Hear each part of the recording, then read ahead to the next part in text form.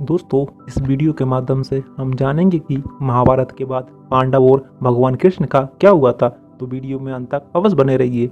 लेकिन इससे पहले दोस्तों, अगर आपने हमारे चैनल को सब्सक्राइब नहीं किया है तो कृपया कर चैनल को सब्सक्राइब करके बेल आइकन को अवश्य दबाएं। चलिए शुरू करते हैं। प्राचीन भारत में लड़ी गई भीषण लड़ाइयों में से एक महायुद्ध की कहानी है। ये न सिर्फ धर्म की जीत का प्रतीक है, बल्कि ये सच्चे कर्म की प्रेरणा देता है। मगर क्या आप जानते हैं कि महाभारत के 18 दिवसीय युद्ध की समाप्ति के बाद क्या हुआ था? कौन राजा बना और उसके बाद की कहानी क्या थी? आज हम यही बताएंगे आपको इस वीडियो के माध्यम से।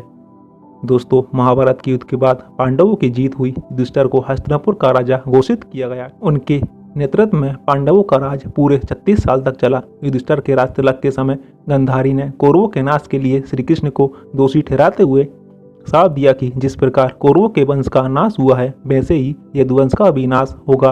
गांधारी के अनुसार भगवान कृष्ण के पास युद्ध को रोकने की दिव्य शक्ति थी और किसी एक पक्ष में जाने का विकल्प, मगर उन्होंने युद्ध होने दिया। गांधारी के बाद श्राप का असर यादवों पर होने लगा। श्राप के चलते श्री कृष्ण की द्वारिका की हालत बिगड़ने लगी।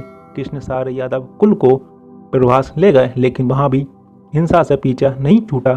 पूरा यादव कुल एक दूसरे के खून का प्यासा हो गया और पूरा वंश ही आपस में लड़कर खत्म हो गया।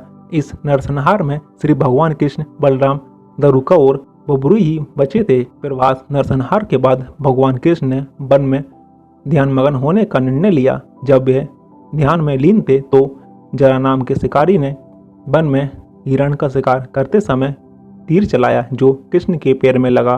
तीर लगने के बाद भगवान कृष्ण ने शिकारी के सामने ही विष्णु का रूप धारण किया और नरेश्वर शरीर को त्याग दिया। एक ऋषि ने पांडवों को सलाह दी थी कि उनका उद्देश्य पूरा हो गया है, इसलिए अब आपको हिमालय की ओर अंतिम यात्रा पर प्रस्थान करना चाहिए।